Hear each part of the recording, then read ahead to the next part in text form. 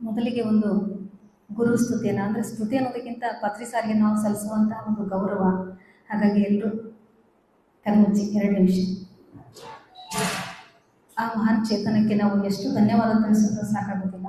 ಯಾಕಂದರೆ ಇಂತಹ ಒಂದು ಮಹಾನ್ ವಿದ್ಯೆಯನ್ನು ಅತ್ಯಂತ ಸಾಧಾರಣ ವ್ಯಕ್ತಿಗೂ ಸಹ, ಒಬ್ಬ ಸಾಧಾರಣ ಗೃಹಿಣಿಗೂ ಸಹ ತಿಳಿಸ್ಕೊಟ್ಟಿದ್ದಾರೆ.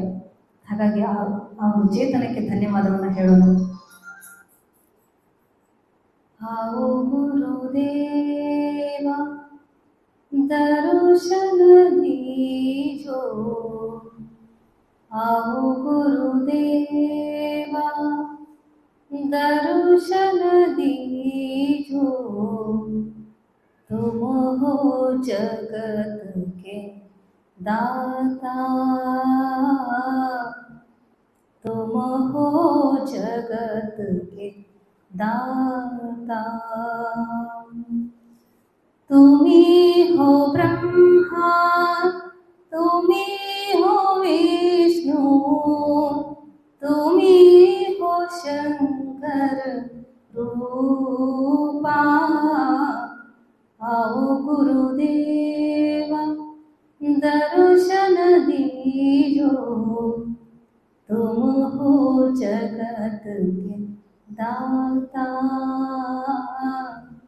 तुम हो जगत के दाता. Thank you, masters. Thank you. So,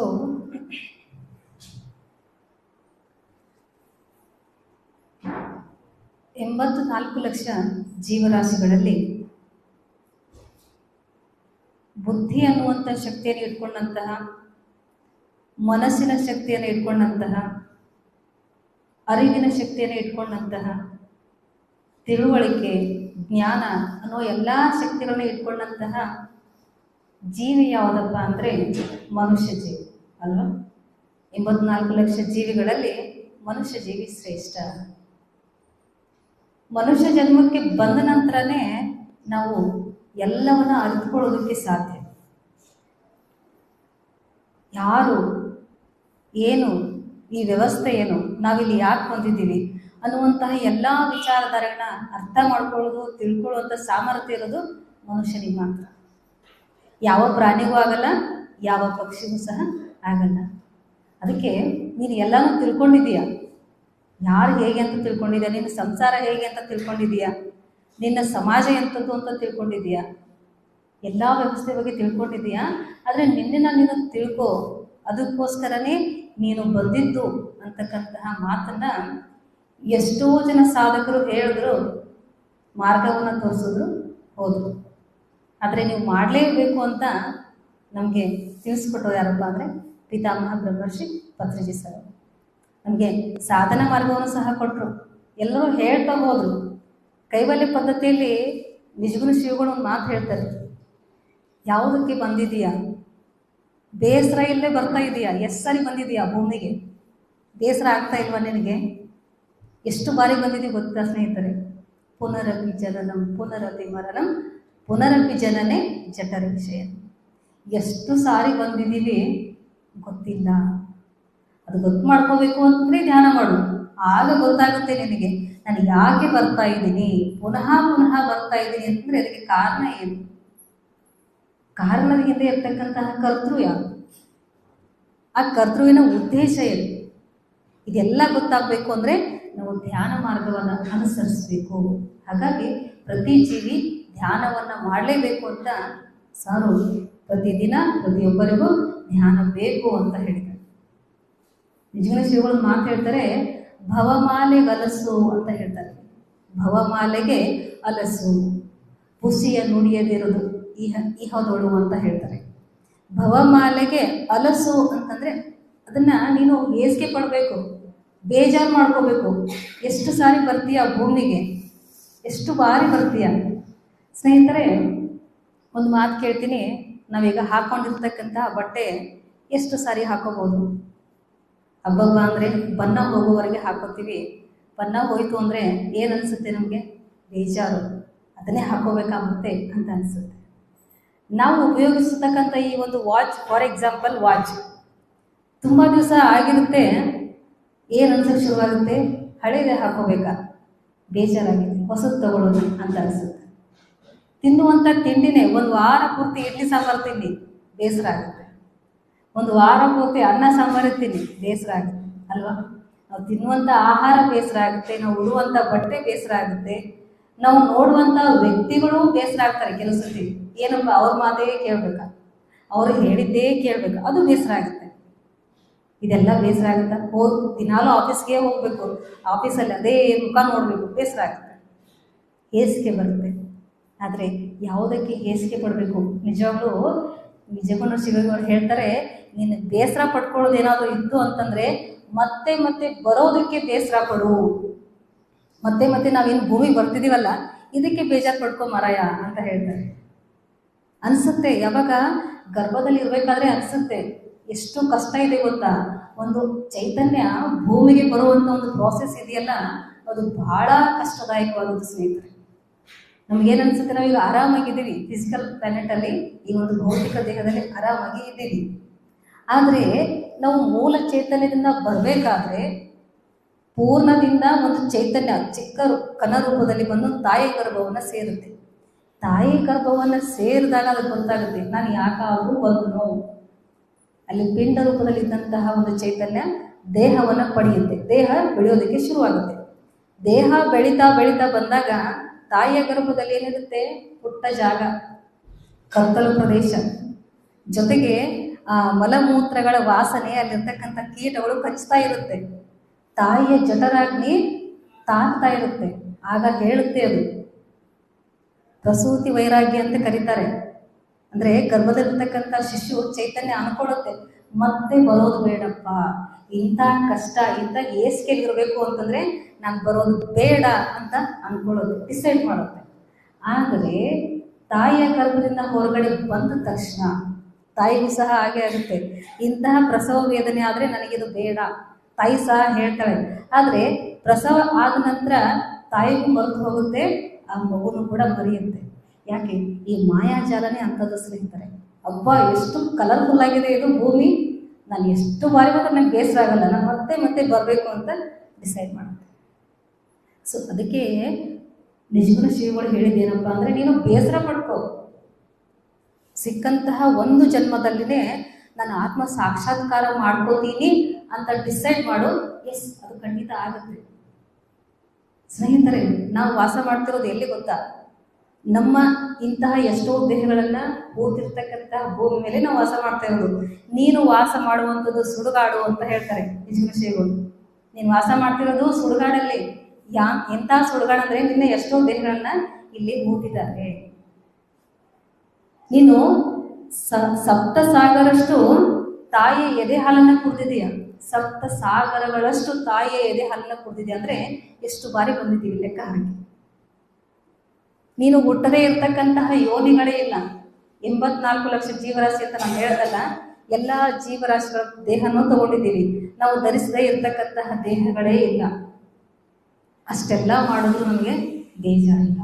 ಆದರೆ ಇವಾಗ ಅನಿಸ್ತಾ ಇದೆ, ಯಾವಾಗ ನಾವು ಉಸಿರಿನ ಕಡೆಗೆ ಗಮನ ಕೊಟ್ಟವೋ ನಮಗೆ ಅನಿಸ್ತಾ ಇದ್ದೀವಿ ಎಷ್ಟು ಬಾರಿ ಬಂದಿದ್ದೀವಿ. ಕ್ಯಾಲ್ಕುಲೇಷನ್ ಗೊತ್ತಾಗ್ತಾ ಇದೆ. ಧ್ಯಾನಕ್ಕೆ ಕೂತಾಗ ಎಷ್ಟೆಷ್ಟೋ ಮುಖಗಳು ಕಾಣಿಸ್ತಾ ಇದೆ, ಏನೇನೋ ವೇದನೆಗಳಾಗ್ತಾ ಇದೆ. ನಾವು ಯಾರಿಗೂ ಕೆಟ್ಟದ್ದನ್ನು ಬಯಸ್ತಾ ಇಲ್ಲ, ಆದರೂ ಜೀವನದಲ್ಲಿ ಕಷ್ಟ ಇದೆ. ಯಾಕೆ ಅಂತಂದರೆ, ನಾವು ಎಷ್ಟು ಜನ್ಮ ಮಾಡಿದ್ದೀವಲ್ಲ, ಆ ಎಲ್ಲ ಜನ್ಮಗಳ ಕರ್ಮಗಳ ಸಂಚಯ ಇದೆ. ಸಂಚಿತ ಕರ್ಮ, ಆಗಾಮಿ ಕರ್ಮ, ಪ್ರಾರಬ್ಧ ಕರ್ಮ. ಸೊ ಈ ಕರ್ಮ ಮಾಡೋದಕ್ಕೆ ಬೇಸರ ಪಡ್ಕೊ. ಆಗ ಏನಾಗುತ್ತೆ ಅಂದರೆ, ನಿನ್ನ ಜೀವನ ಸ್ವಚ್ಛಂದವಾಗಿರುತ್ತೆ. ನೀನು ಯಾರು ಅದನ್ನು ನೀನು ಸರಿಯಾಗಿ ತಿಳ್ಕೊಬೋದು. ಹಾಗೆ ತಿಳ್ಕೊಳ್ಳೋದಕ್ಕೆ ವಿಧಾನ ಏನು ಅಂತ ನಮ್ಮೆಲ್ಲರಿಗೂ ಗೊತ್ತು ಅಲ್ವಾ ಸ್ನೇಹಿತರೆ? ಯಾವ ವಿಧಾನ ಅನುಸರಿಸಬೇಕು? ಉಸಿರಾಟವನ್ನು ಗಮನಿಸಬೇಕು. ಸೊ ಹೀಗೆ ಹೇಳ್ತಾ ಅವರು ನಿಜಗುಣ ಶ್ರೀಗಳು ಮತ್ತೇನು ಹೇಳ್ತಾರೆ ಅಂತಂದರೆ, ಆನಾರೆಂದು ತಿಳಿ ವಿಷಮ ಸಂಸಾರವಿದನು ಕನಸೆಂದರೆ ಅಂತ ಹೇಳ್ತಾರೆ. ಇಷ್ಟು ಬಾರಿ ಬಂದಿದೆಯಾ, ಬೇಜಾರು ಪಡ್ಕೊಂಡಿಲ್ಲ. ಅಟ್ಲೀಸ್ಟ್ ನೀನು ಏನು ಮಾಡು, ಇದು ಕನಸು ಅಂತ ತಿಳ್ಕೊಂಬಿಡು. ಸ್ನೇಹಿತರೆ, ನಾವೇನು ಜೀವಿಸ್ತಾ ಇದ್ದೀವಲ್ಲ, ಈ ಜೀವನ ಹೇಗಿದೆ ಅಂತಂದರೆ, ಮಲಗಿರುವಂಥ ಸಮಯದಲ್ಲಿ, ರಾತ್ರಿ ಸಮಯದಲ್ಲಿ ನಮಗೇನು ಕನಸು ಬೀಳ್ತದೆ. ಕನಸಲ್ಲಿ ಯಾರಿಗೋ ಬೈತಿರ್ತೀವಿ, ಯಾರಿಗೋ ಹೊಡಿತಿರ್ತೀವಿ, ಎಲ್ಲೋ ಹೋಗಿರ್ತೀವಿ, ಏನೋ ತಿಂತಿರ್ತೀವಿ, ಪಕ್ಕದಲ್ಲಿ ಒಂದು ಒಂದು ರಾಶಿ ದುಡ್ಡು ಬಿದ್ದಂಗೆ ಆಗಿರುತ್ತೆ, ಕಣ್ಬಿಟ್ಟು ನೋಡಿದ್ರೆ ಅಲ್ಲಿ ಏನೂ ಇರಲ್ಲ. ಅದೇ ತರಹ ನೀನು ಜೀವಿಸ್ತಾ ಇರ್ತಕ್ಕಂತಹ ಕನಸು ಜೀವನ ಒಂದು ಕನಸು, ರಾತ್ರಿ ಬೀಳ್ತಕ್ಕಂತಹ ಕನಸಿನ ತರಹ ನಿನ್ನ ಜೀವನ ಇದೆ. ಹಾಗಾಗಿ ಇದು ನಿಜ ಅಂತ ನಂಬಬೇಡ. ಯಾವಾಗ ನೀನು ಇದನ್ನು ನಿಜ ಅಂತ ನಂಬುತ್ತೀಯೋ ಮತ್ತೆ ಮತ್ತೆ ಬರ್ತೀಯ, ಮತ್ತೆ ಮತ್ತೆ ಬರಬೇಕಾಗುತ್ತೆ ಸ್ನೇಹಿತರೆ.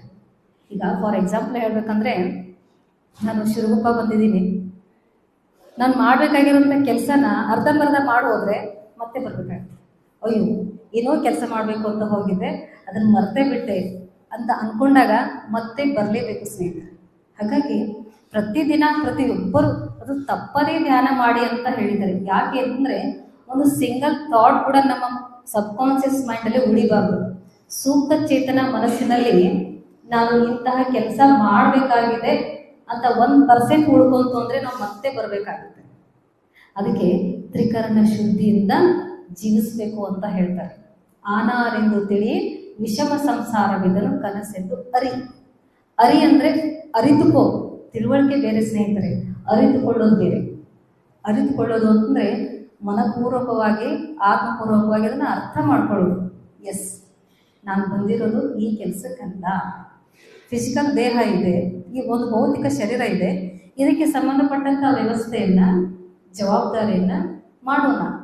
ಆದರೆ ಇದರ ಒಳಗೆ ವಾಸವಾಗಿದ್ದ ನೋಡಿ ಚೈತನ್ಯ, ಅವನಿಗೇನು ಬೇಕು ಅದರ ಕಡೆ ಗಮನ ಕೊಟ್ಟು ಆ ದಾರಿಯಲ್ಲಿ ಹೋಗ್ತಾ ಇರೋದು. ಸ್ನೇಹಿತರೆ, ನಾವೇನು ಅನ್ಕೋತೀವಿ ಅಂದರೆ, ಕೇವಲ ಧ್ಯಾನದಿಂದ ಅಷ್ಟೇ ನಮಗೆ ಆತ್ಮ ಸಾಕ್ಷಾತ್ಕಾರ ಆಗುತ್ತೆ ಅಂತ ನಾವು ಅನ್ಕೋತೀವಿ. ಆದರೆ ನಾವು ಪ್ರತಿಕ್ಷಣ ಹೇಗೆ ಜೀವಿಸ್ತೀವಿ ಅದರ ಮೇಲೆ ಸಹ ಸಾಕ್ಷಾತ್ಕಾರ ಅನ್ನೋದು ಆಧಾರ ಪಟ್ಟಿದೆ. ಮಾತು ಶುದ್ಧಿ ಇರಬೇಕು, ನಡತೆ ಶುದ್ಧಿ ಇರಬೇಕು, ಕೇಳಿಸ್ಕೊಳ್ಳೋಕೆ ಶುದ್ಧಿ ಇರಬೇಕು, ನೋಡೋಕೆಯಲ್ಲಿ ಶುದ್ಧಿ ಇರಬೇಕು. ಪ್ರತಿಯೊಂದರಲ್ಲಿ ಶುದ್ಧಿ ಅನ್ನೋದಿತ್ತು ಅಂದರೆ ವರ್ತಮಾನದಲ್ಲಿ ಜೀವಿಸ್ತಾ ಇದ್ದರೆ ಅದರಿಂದಲೂ ಸಹ ಆತ್ಮ ಸಾಕ್ಷಾತ್ಕಾರವನ್ನು ಪಡ್ಕೊಳ್ಬೋದು. ಈಗ 3 ಗಂಟೆ ಧ್ಯಾನ ಕೂತ್ಕೋತೀವಿ, 3 ಗಂಟೆ ಧ್ಯಾನದಿಂದ ಬುದ್ಧನಿಗೆ ಆತ್ಮ ಸಾಕ್ಷಾತ್ಕಾರ ಆಯಿತಾ? ಇಲ್ಲ. ಎಷ್ಟು ವರ್ಷ ಅವರು ಪ್ರಯಾಸ ಪಟ್ಟಿದ್ದು. ಮಹಾವೀರ ಭಗವಾನರ ಬಗ್ಗೆ ತಾವೆಲ್ಲ ಕೇಳಿದ್ದೀರ. ಅವರು ಸುದೀರ್ಘ ಕಾಲದವರೆಗೆ ನಿಂತು ಧ್ಯಾನವನ್ನು ಮಾಡಿದ್ದಾರೆ. ಯಾಕೆ? ಅವರು ಬರೀ ನಿಂತು ಧ್ಯಾನ ಮಾಡ್ಕೊಂಡವ್ರಿಗೆ ಆತ್ಮ ಸಾಕ್ಷಾತ್ಕಾರ ಆಯಿತಾ? ಎಷ್ಟು ಪ್ರಯಾಸ ಆಗಿದೆ. ಎಷ್ಟೋ ಗುರುಗಳ ಹತ್ರ ಹೋದರು, ಎಷ್ಟೋ ಸ್ವಾಧ್ಯಾಯವನ್ನು ಮಾಡಿದ್ರು, ಎಷ್ಟೋ ತಪಸ್ಸುಗಳನ್ನು ಮಾಡ್ತಾ ಬಂದರು, ಶರೀರವನ್ನು ದಂಡಿಸಿದ್ರು, ಪ್ರಕೃತಿಯಲ್ಲಿರ್ತಕ್ಕಂಥ ವನಸ್ಪತಿಗಳ ಬಗ್ಗೆ ಅಧ್ಯಯನ ಮಾಡೋದು. ನಾವು ಸಹ ಅಷ್ಟೆಲ್ಲವನ್ನು ಮಾಡಿನೇ ಧ್ಯಾನಕ್ಕೆ ಬಂದಿದ್ದು. ಅದಕ್ಕೆ ನಮಗೆ ಸಾರು ಸಿಂಪಲ್ ಆಗಿ ಮೂರು ಟೆಕ್ನಿಕ್ ಹೇಳಿದ್ದಾರೆ. ಆತ್ಮ ಸಾಕ್ಷಾತ್ಕಾರ ಆಗಬೇಕಾ? ಒಂದು ಧ್ಯಾನ, ಇನ್ನೊಂದು ಸ್ವಾಧ್ಯಾಯ, ಸಜ್ಜನ ಸಾಂಗತ್ಯ. ಈ 3 ಇಟ್ಕೊಂಡು ಪ್ರತಿದಿನ ತಪ್ಪದೆ ಒಂದೊಂದು ಸಮಯ ಮಾಡ್ತಾ ಹೋದ್ವಿ ಅಂತಂದರೆ, ಜೊತೆಗೆ 18 ಆದರ್ಶ ಸೂತ್ರಗಳನ್ನ ಫಾಲೋ ಮಾಡ್ತಾ ಹೋದ್ವಿ ಅಂದರೆ ಎನ್ಲೈಟನ್ಮೆಂಟ್ ನಮ್ಮ ಕೈಯಲ್ಲೇ ಇದೆ. ಅದು ದೂರದ ಬೆಟ್ಟದಲ್ಲಿ ಇಲ್ಲ ಸ್ನೇಹಿತರೆ, ಯಾವುದೋ ವರ್ಷದ ನಂತರ ಆಗುತ್ತೆ ಅಂತ ನಮ್ಮ ಪಕ್ಕದಲ್ಲೇ ಇದೆ. ಸಾಕ್ಷಾತ್ಕಾರ ಅನ್ನೋದು ನಮ್ಮ ಸುತ್ತಮುತ್ತಲೇ ಇದೆ, ಹುಡುಕಾಡ್ಬೇಕಷ್ಟೇ. ಅದಕ್ಕೆ ಆ ಹುಡುಕಾಡುವಿಕೆ ಹೇಗಿರಬೇಕಪ್ಪ?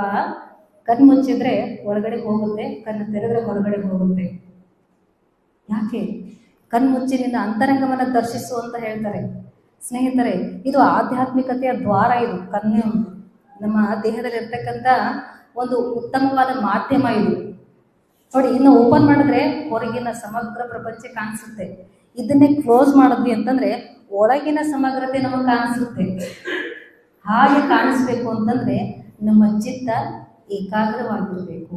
ಚಿತ್ತೈಕಾಗ್ರ ಅಂತ ಕೈವಲ್ಯ ಪದ್ಧತಿಯಲ್ಲಿ ಹೇಳ್ತಾರೆ. ಹಾಗಾದರೆ ಏನು ಮಾಡಬೇಕು? ವಿಷಮ ಸಂಸಾರವಿದನು ಕನಸೆಂದರಿ ಅಂತ ಹೇಳಿದ್ರಿ. ತಾತ್ಪರ್ಯ ಕೇಳ್ತಾರೆ, ಟೀಕಾ ಮಾಡ್ತಾರೆ. ಟೀಕಾ ಮತ್ತು ತಾತ್ಪರ್ಯ ಅಂತಿದೆ. ಹಾಗಾದರೆ ಏನನ್ನು ಮಾಡಿದ್ರೆ ನಾನು ಸಾಕ್ಷಾತ್ಕಾರ ಪಡಿತೀನಿ, ನನ್ನನ್ನು ನಾನು ತಿಳ್ಕೊಳ್ಳೋದಕ್ಕೆ ಸಾಧ್ಯ? ಕನಸು ಅಂತ ನನಗೆ ಅರಿವು ಆಗ್ಬೇಕಲ್ವ? ಈಗ ಸಾರ್ ಹೇಳ್ತಿದ್ದಾರೆ, ನೀವು ಕನಸಲ್ಲಿದ್ದೀರಾ, ಕನಸಿಂದ ಹೊರಗಡೆ ಬನ್ನಿ. ಸುಮ್ಮನೆ ಹೇಳ್ತಿರ್ತಾರೆ ನೋಡಿ. ನಾನು ಹೇಳೋದು ಅರ್ಥ ಆಗ್ತಿದೆಯಾ ಸ್ನೇಹಿತರೆ? ಅರ್ಥ ಆಗ್ತಿದೆಯಾ? ಓಕೆ. ಯಾವುದೋ ಒಂದು ಭ್ರಮೆಯಲ್ಲಿದೆಯಾ? ಯಾವ ಲೋಕದಲ್ಲಿದೆಯಾ?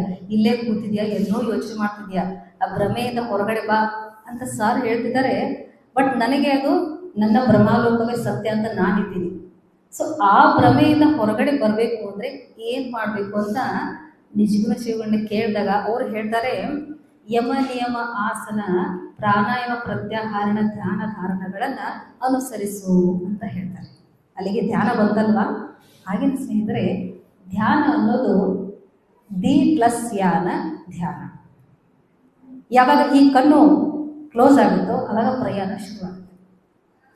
ಕಣ್ಣು ಕ್ಲೋಸ್ ಮಾಡಿ 80% ಎನರ್ಜಿ ವೇಸ್ಟ್ ಆಗುತ್ತೆ ಅಂತ ಹೇಳ್ತಾರೆ. ಯಾವ ಯಾವ ವಿಧದಲ್ಲಿ ವೇಸ್ಟ್ ಆಗುತ್ತೆ ಸ್ವಲ್ಪ ಯೋಚಿಸಿದ್ದೀರಾ? ಸುಮ್ಮನೆ ನೀವು ಕಣ್ಣು ಓಪನ್ ಮಾಡಿದಾಗ ನೀವು ಇಚ್ಛೆ ಬಂದ ಕಡೆಗೆಲ್ಲ ಕಣ್ಣು ಹೋಗುತ್ತೆ, ಹೊರಳಾಡಿಸುತ್ತೆ. ಹೊಲಸನ್ನು ನೋಡುತ್ತೆ, ಸ್ವಚ್ಛವನ್ನು ಸಹ ನೋಡುತ್ತೆ, ಒಳ್ಳೆಯದನ್ನು ನೋಡುತ್ತೆ, ಕೆಟ್ಟದ್ದನ್ನು ನೋಡುತ್ತೆ, ಅತಿ ಸೂಕ್ಷ್ಮಗಳನ್ನು ಸಹ ನೋಡುತ್ತಲ್ವ? ಫಾರ್ ಎಕ್ಸಾಂಪಲ್, ಎಲ್ಲೋ ಹೋಗ್ತಿರ್ತೀರ, ಯಾರೋ ಒಂದು ಕಲರ್ಫುಲ್ ಡ್ರೆಸ್ಸನ್ನು ಹಾಕೊಂಡು ಹೋಗಿದ್ದಾರೆ ಅಂದ್ಕೊಳ್ಳಿ. ನಾನು ಹೇಳ್ತಿದ್ದೀನಿ ಯಾವ ರೀತಿ ಕೆಲಸ ಮಾಡುತ್ತೆ ಇದು ಅಂತ. ಕಣ್ಣು ತೆರೆದ್ರೆ ಆ ಕಡೆ ನೋಡಬೇಕು ಅಂತ ಹೇಳೋದು ಯಾವುದು? ಮನಸ್ಸು ನೋಡೋಕೆ ಶುರು ಮಾಡ್ತೀವಿ. ಯಾರೋ ಒಂದು ಒಳ್ಳೆ ಬಟ್ಟೆ ಹಾಕೊಂಡು ಹೋಗ್ತಿದ್ದಾರೆ, ಬಟ್ಟೆ ನೋಡೋಕೆ ಶುರು ಮಾಡ್ತೀವಿ. ನೋಡಿ ಸುಮ್ಮನೆ ಇರ್ತೀವ, ಮತ್ತೆ ಹೇಳುತ್ತೆ ಮನಸ್ಸು, ಇನ್ನೊಂಚೂರು ಜೂಮ್ ಹಾಕು, ಅದು ಎಂಥ ಬಟ್ಟೆ ನೋಡು, ಕ್ವಾಲಿಟಿ ಇದೆಯಾ ಅಂತ ಅನ್ನುತ್ತೆ ಮನಸ್ಸು. ಇನ್ನೊಂಚೂರು ಜೂಮ್ ಹಾಕ್ತೀವಿ, ಜೂಮ್ ಹಾಕಿದಾಗ ಅಯ್ಯೋ ಬಟ್ಟೆ ಸ್ವಲ್ಪ ಕ್ವಾಲಿಟಿ ಚೆನ್ನಾಗಿಲ್ಲ ಅಂತ ಹೇಳುತ್ತೆ ಮನಸ್ಸು. ಆವಾಗ ಅದ್ರ ಬೆಲೆ ಎಷ್ಟಿರ್ಬೋದು ಅಂತ ಮತ್ತೆ ಮನಸ್ಸು ಕೇಳುತ್ತೆ, ಮತ್ತೊಂದಿಷ್ಟು ಜೂಮ್ ಹಾಕ್ತೀವಿ. ಹಾಗೆ ಕಣ್ಣು ಸೂಕ್ಷ್ಮಗಳನ್ನ ಹುಡುಕಾಡ್ತಾ ಹೋಗುತ್ತೆ. ಅದು ಶಾಶ್ವತವಾದದ್ದ? ಅದು ನಮಗೆ ಬೇಕಾದದ್ದ? ಅಷ್ಟು ಸೂಕ್ಷ್ಮತೆಯಿಂದ, ಅಷ್ಟು ತದೇಕ ಚಿತ್ತದಿಂದ ನೀನು ನೋಡ್ಕೊಂಡದ್ದೇ ಆದರೆ 48 ನಿಮಿಷಗಳಲ್ಲಿಯೇ ನಿನಗೆ ಸಾಕ್ಷಾತ್ಕಾರ ಆಗುತ್ತೆ ಅನ್ನೋ ಮಾತನ್ನ ಓಶೋ ಹೇಳ್ತಾರೆ. ಸ್ನೇಹಿತರೆ, 48 ನಿಮಿಷ ಸಾಕು ನಮಗೆ ಸಾಕ್ಷಾತ್ಕಾರ ಆಗುತ್ತೆ. ಸಾಮಾನ್ಯ ಜ್ಞಾನ ಅಲ್ವಾ? ದೊಡ್ಡ ಜ್ಞಾನ ತಿಳ್ಕೊಳ್ಳೋ ಅಗತ್ಯ ಇಲ್ಲ ಸ್ನೇಹಿತರೆ. ದೊಡ್ಡ ವೇದಾಂತಗಳನ್ನು ಓದಿ ನಾವೇನೋ ವೇದಾಂತಿಗಳಾಗಬೇಕಾಗಿಲ್ಲ. ದೊಡ್ಡ ಸಂಶೋಧನೆಯನ್ನ ಮಾಡಿ ನಾವೇನೋ ವಿಜ್ಞಾನಿಗಳಾಗಬೇಕಾಗಿಲ್ಲ. ಏನಾಗಬೇಕಾಗಿದೆ? ನಮ್ಮನ್ನು ನಾವು ತಿಳ್ಕೊಬೇಕಾಗಿದೆ. ಸೊ ನೋಡಿ, ಕಣ್ಣು ಎಷ್ಟು ಚೆನ್ನಾಗಿ ಕೆಲಸ ಮಾಡುತ್ತೆ ಅಂದರೆ, ಹೊರಗಿನದನ್ನು ಸೂಕ್ಷ್ಮವಾಗಿ ಗ್ರಹಿಸುತ್ತೆ. ಅದನ್ನೇ ನಾವು ಅಂತರ್ಮುಖವಾಗಿ ಇಟ್ಟಾಗ ಹೊರಗಿನದನ್ನು ಸೂಕ್ಷ್ಮವಾಗಿ ಗ್ರಹಿಸೋದಕ್ಕೆ ಶುರು ಮಾಡುತ್ತೆ. ಆದರೆ ಒಬ್ಬ ಸಾಧಕನಿಗೆ ಅಡ್ಡಿ ಆಗೋದು ಯಾವುದಪ್ಪ ಅಂದರೆ ಶಮ, ದಮ, ತಿತಿಕ್ಷೆ, ಉಪರತಿ, ಶ್ರದ್ಧೆ ಮತ್ತು ಮುಮುಕ್ಷತ್ವ. ಇವನ್ನ ಪಾಲಿಸ್ತಾ ಹೋದಾಗ ಹೊರಗಿನ ಯಾವ ಆಕರ್ಷಣೆಗಳು ನಮ್ಮನ್ನು ಅಡ್ಡಿ ಮಾಡಲ್ಲ. ನನ್ನ ಧ್ಯಾನದ ಅನುಭವದಲ್ಲಿ ನಾನು ಹೇಳಬೇಕಾದ್ರೆ, ಕೆಲವು ಸತಿ ಧ್ಯಾನಿಗಳಲ್ಲೂ ಸಹ ಚೂರು ಮಿಸ್ಟೇಕ್ಸ್ ಆಗ್ತಾ ಇರುತ್ತೆ. ಸಣ್ಣ ತಪ್ಪುಗಳು, ಲೋಪ ದೋಷಗಳು ಅಂತ ಕರಿತೀವಿ. ತಪ್ಪು ಅಲ್ಲ, ಲೋಪ ದೋಷಗಳು. ಅದು ಏನು ಅಂತಂದರೆ, ನಾವು ಧ್ಯಾನ ಮಾರ್ಗದಲ್ಲಿ ಹೋಗ್ತಾ ಇರ್ತೀವಿ. ಧ್ಯಾನ ಮಾರ್ಗದಲ್ಲಿ ಹೋಗಿ ಶುರು ಮಾಡಿದಾಗ ಮನಸ್ಸನ್ನು ಕಂಪ್ಲೀಟಾಗಿ ಬಿಟ್ಬಿಡ್ಬೇಕು. ಮನಸ್ಸನ್ನು ದೂರ ಇಡಬೇಕು. ಮನಸ್ಸಿನ ಎಲ್ಲ ರೀತಿಯ ವಿಕಾರಗಳಿಂದ ದೂರ ಇದ್ದು ಸಾಧನೆ ಮಾಡಬೇಕು. ಆದರೆ ಮನಸ್ಸು ಬಿಡಲ್ಲ. ಅದು ಎಲ್ಲ ರೀತಿಯ ವಿಕಾರನ ಓಡ್ತಾ ಇರುತ್ತೆ.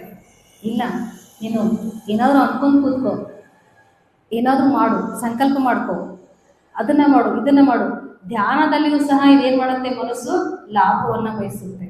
ಅದಕ್ಕೆ ಓಶೋ ಅವರು ಧಮ್ಮಪದ ಅನ್ನುವಂತಹ ಒಂದು ಬುಕ್ಕಲ್ಲಿ ಹೇಳಿದರೆ, ಬೇಕು ಬೇಡಗಳನ್ನು ಬಿಟ್ಟು ಧ್ಯಾನಾಭ್ಯಾಸ ಮಾಡಿದವನೇ ನಿಜವಾದ ಧ್ಯಾನಿ ಅಂತ ಹೇಳಿದ್ದಾರೆ. ಅಂದರೆ ಧ್ಯಾನ ಅಂದರೆ ಏನು ಗೊತ್ತಾ ಸ್ನೇಹಿತರೆ? ತಿಳಿಯಾದದ್ದು. ನಮ್ಮನ್ನು ಶುದ್ಧಿ ಮಾಡೋದಕ್ಕೆ ಇರೋದೇ ಧ್ಯಾನ. ಅದರಲ್ಲೂ ಮತ್ತೆ ನಾವು ಲಾಭ ನಷ್ಟಗಳನ್ನ ಹುಡುಕಾಡಕ್ಕೆ ಹೋಗಿ ಅಂತಂದರೆ ಮತ್ತೆ ಬರಬೇಕಾಗುತ್ತೆ. ಓಕೆನಾ? ಅದಕ್ಕೆ ಬಹಳ ಮಾರ್ಗಗಳಿದೆ. ನಮಗೆ ಬೇಕಾದದನ್ನು ಪಡೆಯೋದಕ್ಕೆ ಸಾಕಷ್ಟು ಮಾರ್ಗಗಳಿದೆ, ತಪಸ್ಸುಗಳಿದೆ, ಯಜ್ಞ ಯಾಗಾದಿಗಳು, ಇದೆಲ್ಲ ಇರೋದು ಯಾಕೆ? ಬೇಕಾದದನ್ನು ಪಡೆಯೋದಕ್ಕೆ. ಅದಕ್ಕೆ ಹೇಳಿದ್ದು ಗೀತೆ ಏನು ಹೇಳಿದೆ? ಯದ್ಭಾವಂ ತದ್ಭವತಿ. ನಾನು ಆಗಲೇ ಸಾರ್ ಮನೇಲಿ ಹೇಳಿದೆ, ಯದ್ಭಾವಂ ತದ್ಭವತಿ. ಅಷ್ಟೇ. ನೀವೇನು ಅನ್ಕೋತೀರಾ ಅದು ಆಗ್ತಾ ಇರುತ್ತೆ. ಸಪರೇಟಾಗಿ ಅನ್ಕೊಳ್ಳೋದು ಬೇಡ. ಯಾಕೆ ನಾನು ಈ ಮಾತನ್ನು ಹೇಳ್ತಿದ್ದೀನಿ ಸ್ನೇಹಿತರೆ, ನಾವು ತುಂಬ ದೂರ ಹೋಗಬೇಕಾಗಿದೆ. ನಮ್ಮ ಗುರಿ ಬೇರೆಯೇ ಇದೆ. ನಾವೇನು ಮಾಡ್ತಾ ಇದ್ದೀವಿ ಅಂತಂದರೆ, ಮಾರ್ಕೆಟಲ್ಲಿ ಚೆನ್ನಾಗಿ ಕಾಣಿಸುವಂಥ ವಸ್ತುಗಳನ್ನು ನೋಡ್ತಾ ನಿಂತಿದ್ದೀವಿ. ಅದಕ್ಕೆ ನಮಗೆ ಎನರ್ಜಿ ಬರ್ತಿಲ್ಲ. ಕೆಲವು ಸತಿ ಅನಿಸುತ್ತೆ, ಎಷ್ಟು ಧ್ಯಾನ ಮಾಡಿದ್ರು ನನಗೆ ಧ್ಯಾನ ಘಟಿಸ್ತಾ ಇಲ್ಲ, ಧ್ಯಾನದಲ್ಲಿ ಅನುಭವಗಳಾಗ್ತಾ ಇಲ್ಲ. ಯಾಕೆ? ನಮ್ಮ ಎನರ್ಜಿ ಎಲ್ಲೋ ವೀಕ್ ಆಗ್ತಾ ಇದೆ, ಎಲ್ಲೋ ಹೋಗ್ತಾ ಇದೆ, ಎಲ್ಲೋ ವೇಸ್ಟ್ ಆಗ್ತಾ ಇದೆ. ಅದು ಆ ಎನರ್ಜಿಯನ್ನು ನಾವು ಮತ್ತೆ ಸಂಗ್ರಹ ಮಾಡ್ಕೊಂಡಾಗ ಏನಾಗುತ್ತೆ? ಫೋಕಸ್ ಆಗುತ್ತೆ. ನಮ್ಮ ಆತ್ಮನ ಕಡೆಗೆ ಯಾವಾಗ ಫೋಕಸ್ ಆಗುತ್ತೆ ಆವಾಗ ಗೊತ್ತಾಗುತ್ತೆ ನಾನು ಯಾರು. ಸ್ನೇಹಿತರೆ, ಈ ಒಂದು ಸಮಯ ಎಷ್ಟು ಚೆನ್ನಾಗಿದೆ ಅಂದರೆ, ಒಂದು 10 ನಿಮಿಷ ಧ್ಯಾನಕ್ಕೆ ಕೂತ್ರೆ ಸಾಕು, ವಿಶ್ವಮಯ ಪ್ರಾಣಶಕ್ತಿ ಅಂತಕ್ಕಂಥದ್ದು ಅಪಾರವಾಗಿ ಬರೋದಕ್ಕೆ ಶುರು ಮಾಡುತ್ತೆ. ಬಂದಂತಹ ಎನರ್ಜಿಯನ್ನು ನಾವು ಯಾವ ರೀತಿ ಉಪಯೋಗಿಸ್ಕೊತೀವಿ? ಯಾವ ರೀತಿ ಉಪಯೋಗಿಸ್ತಾ ಇದ್ದೀವಿ ಅನ್ನೋದು ಬಹಳ ಮುಖ್ಯ ಅಲ್ವಾ. ಅದನ್ನ ಪ್ರಾಪಂಚಿಕತೆಗೂ ಉಪಯೋಗಿಸ್ಕೊಳ್ಳೋಣ, ಬೇಡ ಅಂತಲ್ಲ, ಎಲ್ಲನೂ ಬೇಕು. ಓಕೆ, ಯಾಕಂದ್ರೆ ನಾವು ಪ್ರಾಪಂಚಿಕತೆಯಲ್ಲಿ ಇದ್ಕೊಂಡೇ ಪಾರಮಾರ್ಥವನ್ನು ಮಾಡೋದು, ಅಂದ್ರೆ ಸಂಸಾರದಲ್ಲೇ ನಿರ್ವಾಣ. ಎಲ್ಲನೂ ಬೇಕು, ಒಳ್ಳೆಯದು ಬೇಕು, ಕೆಟ್ಟದ್ದು ಬೇಕು. ಆದರೆ ಜೊತೆಗೆ ಯಾವುದು ಸರಿಯಾದದ್ದು ಅದನ್ನ ಅನುಸರಿಸ್ಬೇಕು, ಬೇಡವಾದದನ್ನು ಬಿಟ್ಬಿಡೋಣ ಸ್ನೇಹಿತರೆ. ನಾನು ಆಗಲೇ ಹೇಳಿದೆ, ಮನಸ್ಸು ವಿಕಾರಗಳನ್ನ ಹೊಂದುತ್ತೆ. ಧ್ಯಾನ ಮಾರ್ಗದಲ್ಲಿ ನಡೆಯೋದಕ್ಕೆ ಶುರು ಮಾಡಿದಾಗ, ಇದನ್ನ ನಾರದ ಮುನಿಗಳು ಹೇಳಿದ್ದು, ಧ್ಯಾನ ಮಾಡೋದಕ್ಕೆ ಶುರು ಮಾಡಿದಾಗ ನಮ್ಮನ್ನು 4 ರೀತಿಯ ಅಡ್ಡಿಗಳು ನಮಗೆ ಅಡ್ಡಿ ಆಗುತ್ತೆ. 4 ರೀತಿಯ ಅಡ್ಡಿಗಳು ಬರುತ್ತೆ. ಒಂದು ಏನಪ್ಪ ಅಂತಂದ್ರೆ, ಧ್ಯಾನ ಮಾಡ್ತಾ ಮಾಡ್ತಾ ಹೋದ ಹಾಗೆ ನಮ್ಮಲ್ಲಿ ಮನಸ್ಸು ಇನ್ನೊಂದು ರೀತಿಯ ಕಲ್ಪನೆಗಳನ್ನ ಸೃಷ್ಟಿ ಮಾಡುತ್ತೆ. ಎಸ್, ನಿನಗೆ ಅದು ಸಿಗುತ್ತೆ ಅಂತಂದ್ರೆ ಅದನ್ನ ಕೇಳ್ಕೊ, ನಿನಗೆ ಇದು ಸಿಗುತ್ತೆ ಅಂತಂದ್ರೆ ಇದನ್ನ ಕೇಳ್ಕೊ ಅಂತ ಹೇಳುತ್ತೆ. ಅದು ಒಂದು ಅಡ್ಡಿ. ನೆಕ್ಸ್ಟು 2ನೇ ಅಡ್ಡಿ ಯಾವುದಪ್ಪ ಅಂತಂದ್ರೆ, ಧ್ಯಾನ ಮಾರ್ಗದಲ್ಲಿ ಹೋದ ಹಾಗೆ ನಮಗೆ ಏನೇನೋ ಕಾಣಿಸಕ್ಕೆ ಶುರು ಆಗುತ್ತೆ.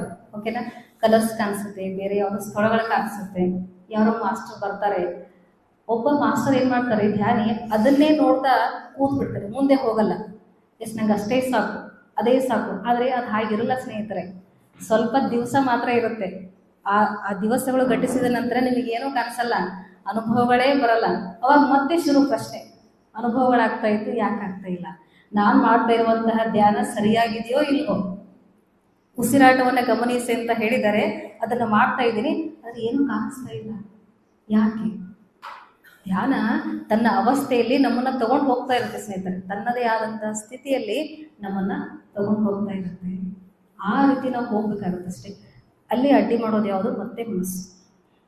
ಜೊತೆಗೆ ಸಾತ್ವಿಕ ಅಹಂಕಾರ ಅನ್ನೋದೊಂದು ಬರುತ್ತೆ. ಅದು ಸಹ ಒಬ್ಬ ಯೋಗಿಗೆ, ಒಬ್ಬ ಧ್ಯಾನಿಗೆ ಅಡ್ಡಿ ಆಗುತ್ತೆ. ಅದು ಕೂಡ ಅಡ್ಡಿನೇ. ಇಷ್ಟು ಧ್ಯಾನ ಮಾಡ್ತಾ ಜ್ಞಾನವನ್ನು ಪಡ್ಕೊಳ್ತಾ ಹೋದಾಗ ಸೂಕ್ಷ್ಮವಾದ ಒಂದು ಪದರ ಬರುತ್ತೆ. ಎಸ್, ನಾನು ಜಾಸ್ತಿ ತಿಳ್ಕೊಂಡಿದ್ದೀನಿ, ನಾನು ಚೆನ್ನಾಗಿ ಮಾತಾಡ್ತೀನಿ, ನಾನು ಮಾತಾಡಿದ್ದನ್ನ ಎಲ್ಲರೂ ಚೆನ್ನಾಗಿ ಕೇಳಿಸ್ಕೊತಾರೆ ಅಂತ ಇರುತ್ತಲ್ಲ, ಅದು ಸಾತ್ವಿಕ ಅಹಂಕಾರ ಸೂಕ್ಷ್ಮ ರೀತಿಯಲ್ಲಿ ಬಂದಿರುತ್ತೆ. ಅದು ಸಹ ಅಡ್ಡಿ ಆಗುತ್ತೆ. ಜೊತೆಗೆ ಇನ್ನೊಂದು ಅಡ್ಡಿ ಯಾವುದಪ್ಪ ಅಂತಂದ್ರೆ, ನನಗೆ ಆತ್ಮ ಸಾಕ್ಷಾತ್ಕಾರ ಬೇಕು ಅಂತ ಬಯಸೋದು ಕೂಡ ಅಡ್ಡಿ ಅಂತ ಹೇಳ್ತಾರೆ. ಎನ್ಲೈಟನ್ಮೆಂಟ್, ನನಗೆ ಜ್ಞಾನೋದಯ ಆಗಬೇಕು ಅಂತ ನಾವು ಬಯಸ್ತೀವಲ್ಲ, ಅದು ಸಹ ಬೇಡ. ಯಾಕೆ ಗೊತ್ತಾ ಸ್ನೇಹಿತರೆ, ಇವತ್ತೊಂದು ನಾವು ನೆಲದಲ್ಲಿ ಒಂದು ಬೀಜ ಹಾಕ್ತೀವಿ. ಬೀಜ ಹಾಕಿದಾಗ ಆ ಗಿಡಕ್ಕೆ ಹೇಳಿರ್ತೀವ, ಬೀಜಕ್ಕೆ ಹೇಳ್ತೀವ, ನನಗಿಷ್ಟು ಹಣ್ಣನ್ನು ಕೊಡಿ ಅಂತ ಹೇಳ್ತೀವ? ಮಾತಾಡಿ ಹೇಳ್ತೀವ? ಇಲ್ಲ, ಏನೂ ಹೇಳಲ್ಲ. ಬೀಜ ಹಾಕಬೇಕು, ಒಂದಿಷ್ಟು ಗೊಬ್ಬರ ಕೊಡಬೇಕು, ನೀರು ಹಾಕಬೇಕು, ಇಷ್ಟೇ. ನಾವು ಅಂದ್ಕೊಂಡಿರಲ್ಲ ಅದಕ್ಕಿಂತ ಜಾಸ್ತಿ ಹಣ್ಣು ಕೊಡುತ್ತೆ ಅದು. ನೀನು 10 ಹಣ್ಣನ್ನು ಮಾತ್ರ ಕೊಡು, ನನಗೆ 10 ಹಣ್ಣುಗಳು ಮಾತ್ರ ಸಾಕು ಅಂತ ಹೇಳಿ ಬೀಜ ಹಾಕಿದ್ರಿ ಅಂದ್ಕೊಳ್ಳಿ. ಆದರೆ ಅದು 10 ಹಣ್ಣು ಮಾತ್ರ ಕೊಡುತ್ತಾ? ಎಷ್ಟು ಕೊಡುತ್ತೆ? ನೀವು ಆ ಗಿಡನ ಕಟ್ ಮಾಡೋ ತನಕ ಅನ್ಮಿಕ್ಕಿನತ್ತು ನಿಮಗೆ ಲೆಕ್ಕ ಮಾಡೋಕ್ಕೆ ಆಗಲ್ಲ, ಅಷ್ಟು ಹಣ್ಣುಗಳನ್ನು ಕೊಡುತ್ತೆ. ನಿಮ್ಮೊಳಗಿರ್ತಕ್ಕಂತಹ ಚೈತನ್ಯವೂ ಸಹ ಹಾಗೆ. ನೀವು ಕೇಳಿದ್ದಕ್ಕಿಂತಲೂ ಜಾಸ್ತಿ ಕೊಡುವಂಥ ಸಾಮರ್ಥ್ಯ ನಿಮ್ಮ ಆತ್ಮನಿಗಿದೆ. ಹಾಗಾಗಿ ಏನನ್ನೂ ಕೇಳೋದು ಬೇಡ. ಕ್ಲಿಯರ್ ಆಯ್ತಾ? ಏನನ್ನೂ ಕೇಳೋದು ಬೇಡ. ಯಾಕೆ ಅಂತಂದರೆ, ನೀವು ಕೇಳ್ಕೊಂಡ್ರೆ ಕೇಳಿದಷ್ಟೇ ಸಿಗುತ್ತೆ. ಕೇಳದೆ ಇದ್ದರೆ ನಿಮಗೆ ಬೇಕಾಗಿರುವುದೆಲ್ಲವೂ ಸಹ ಸಿಗುತ್ತೆ. Choice is yours. ಸರಿ ಅಂತೀರಾ? Choice is yours. ಸೊ ನಾನು ಇಷ್ಟನ್ನೇ ನಾವು ಮಾಡ್ತಾ ಹೋಗ್ತೇವೆ ಸ್ನೇಹಿತರೆ. ಅವ್ರು ಹೇಳಿದ್ದನ್ನ ಬಿಟ್ಟು ನಾನು ಬೇರೆ ಏನೂ ಮಾಡ್ತಾ ಇಲ್ಲ. ನಾನು ಮೊದಲೇ ಹೇಳಿದೆ, ನಾನು ಧ್ಯಾನಕ್ಕೆ ಬಂದಿದ್ದು ಏನು ಕೇಳ್ಕೊಂಡಲ್ಲ. ನಾನು ಕೇಳಿದ್ದೇನು ಅಂದರೆ ಆತ್ಮಜ್ಞಾನ. ಅದೊಂದೇ ಬೀಜ ಸಾಕು. ಸಾವಿರ ಸಾವಿರ ಲಕ್ಷ ಲಕ್ಷ ಹಣ್ಣುಗಳನ್ನು ಕೊಡುತ್ತೆ. ಅಂತಹ ಹಣ್ಣುಗಳು ನಾವು ಬೇಕು ಅಂತಂದರೆ ನಾವು ಪರಿಶುದ್ಧರಾಗಿರ್ಬೇಕು. ಯಾವಾಗಲೂ ರೆಡಿ ಆಗಿರ್ಬೇಕು ಸ್ನೇಹಿತರೆ. ಖಾಲಿ ಕಪ್ಪಾಗಿರ್ಬೇಕು. ನಿಮಗೆಲ್ಲ ಗೊತ್ತಲ್ಲ, ಖಾಲಿ ಕಪ್ಪು ಒಂದು ಲೋಟನೋ ಒಂದು ತಂಬಿಯೇನೋ ಇರುತ್ತೆ. ಆ ತಂಬಿಯಲ್ಲಿ ನೀವು ನೀರನ್ನು ಹಾಕ್ಬೋದು, ನೀವು ಟೀನೂ ಹಾಕ್ಬೋದು, ಕಾಫಿನೂ ಹಾಕ್ಬೋದು, ಸಾಂಬಾರನ್ನು ಹಾಕ್ಬೋದು. ನೀವೇನು ಬಯಸ್ತೀರಾ ಅದನ್ನೆಲ್ಲ ಹಾಕ್ಬೋದು. ಆದರೆ ಅದನ್ನು ಅವಾಗವಾಗ ಖಾಲಿ ಮಾಡ್ಬೇಕಷ್ಟೆ. ಏನು ಜ್ಞಾನ ತಗೋತೀವಲ್ಲ, ಆ ಜ್ಞಾನವನ್ನು ತಗೊಂಡು ಅದನ್ನು ಮರ್ಚ್ ಮಾಡ್ಕೋಬೇಕು ಒಳಗಡೆ. ಉಪರತಿ ಅಂತಂದ್ರೆ ಏನು ಗೊತ್ತಾ? ಉಪರತಿ ಅಂದರೆ ಅದನ್ನು ಮನನ ಮಾಡ್ಕೊಳ್ಳೋದು, ಸರಿಯಾದ ರೀತಿಯಲ್ಲಿ ಒಳಗಡೆ ಅರ್ಜಿಸ್ಕೊಳ್ಳೋದು. ಈಗ ಒಂದು ಎಮ್ಮೆನೋ ಹಸುನೋ ಪಟ ಪಟ ಪಟ ಅಂತ ಮೇವನ್ನು ತಿನ್ನುತ್ತೆ, ಮತ್ತೆ ಮೆಲಕ್ಕೆ ಹಾಕುತ್ತೆ, ಅದಕ್ಕೆ ಮನನ ಅಂತ ಕರಿತೀವಿ. ಸೊ ಆ ರೀತಿ ಮಾಡಿದಾಗ ಏನಾಗುತ್ತೆ, ಬಂದಿರತಕ್ಕಂತಹ ಎಲ್ಲ ಜ್ಞಾನ ನಮ್ಮ ಒಳಗಡೆ ಮರ್ಚಾಗಿ ಆ ಸಾವಿರ ಸಾವಿರ ಫಲಗಳಿಗೆ ದಾರಿ ಆಗುತ್ತೆ. ಹಾಗಾಗಿ ಸ್ನೇಹಿತರೆ, ಧ್ಯಾನ ಮಾರ್ಗದಲ್ಲಿ ಯಾವುದೇ ಬೇಡಿಕೆಗಳು ಬೇಡ, ಯಾವುದೇ ಕೋರಿಕೆಗಳು ಬೇಡ. ನಾವು ಕೋರಿಕೊಂಡದ್ದಕ್ಕೇ ಈ ಜನ್ಮ ತಗೊಂಡು ಬಂದಿದ್ದೀವಿ. ಮತ್ತೆ ಕೋರಿಕೆ ಇಟ್ಕೊಂಡು ಸಾಧನೆ ಮಾಡ್ತಾ ಹೋದ್ವಿ ಅಂತಂದ್ರೆ ಮತ್ತೆ ಬರ್ಬೇಕಾಗುತ್ತೆ. ಅದಕ್ಕೆ ತಿಳ್ಕೋಬೇಕು. ನಿನ್ನ ನೀನು ತಿಳ್ಕೊ ಅಂತಂದ್ರೆ ಅನ್ನೋವಂಥ ಉದ್ದೇಶನೇ ಇದು. ನಾನು ಯಾರು ಅನ್ನೋದನ್ನ ತಿಳ್ಕೊಳ್ಳೋದಕ್ಕೆ ಬಿಟ್ಟು ನಾನು ಇನ್ನೇನೇನೋ ಮಾಡ್ತಾ ಇದ್ದೀನಿ. ಯಾವುದು ತಪ್ಪಲ್ಲ ಸ್ನೇಹಿತರೆ. ಯಾಕಂದ್ರೆ ಪ್ರಾಪಂಚಿಕತೆ ಅಂದ್ರೆ ಎಲ್ಲನೂ ಬೇಕಾಗುತ್ತೆ, ಕೇಳೋಣ, ಬೇಡ ಅಂತಲ್ಲ. ಆದರೆ ಯಾವುದು ಅತಿ ಆಗಬಾರ್ದು. ಅತಿ ಸರ್ವತ್ರ ವರ್ಜೆ. ಯಾಕಂದ್ರೆ ನಾವು ಪ್ರಾಪಂಚಿಕರು, ಸಾಕಷ್ಟು ಜವಾಬ್ದಾರಿ ಮಧ್ಯೆ ಇರ್ತೀವಿ, ಎಲ್ಲವನ್ನ ಮನಸ್ಸು ಬಯಸುತ್ತೆ. ಆದರೆ ಒಂದು ಕಾಕತಾಳಿ ಅಂತ ನಾವು ಅಂತೀವಲ್ಲ, ನಮ್ಮ ಜೀವನದಲ್ಲಿ ಈ ಸಮಯಕ್ಕೆ ಇಂಥದ್ದು ಆಗಬೇಕು ಅಂತ ಆಲ್ರೆಡಿ ನಿರ್ಧರಿಸಿರ್ತೀವಿ. ಬೇರೆ ಯಾರು ಅಲ್ಲ, ನಾವೇ ಅಲ್ವಾ? ಎಸ್, ನಮ್ಮ ಜೀವನಕ್ಕೆ ನಾವೇ ಕಾರಣ ಅಲ್ವಾ? ಒಪ್ಕೋತೀರಾ? ಗೊತ್ತಲ್ವ ಎಲ್ರಿಗೂ? ನಮ್ಮ ಸ್ವಂತ ಜೀವನದ ಒಂದು ಡಿಸೈನನ್ನು ನಾವೇ ಮಾಡ್ಕೊಂಡು ಬಂದಿರ್ತೀವಿ. ಓಕೆನಾ? ಸೊ ಈ ರೀತಿ ಇರಬೇಕಾದ್ರೆ ಅದು ತಪ್ಪಾಗಿದೆ, ಅದು ಬೇಡ, ಇದು ನನಗೆ ಬೇಡ, ಅದ್ಯಾಕಲ್ಲಿದೆ. ಈಗ ಒಂದು ಉದಾಹರಣೆ ಹೇಳಬೇಕಂದ್ರೆ, ನಾವು ನಮಗೆ ಇಷ್ಟವಾದ ಪ್ರಕಾರನೇ ಮನೆ ಕಟ್ಟಿದ್ದೀವಿ. ಓಕೆನಾ?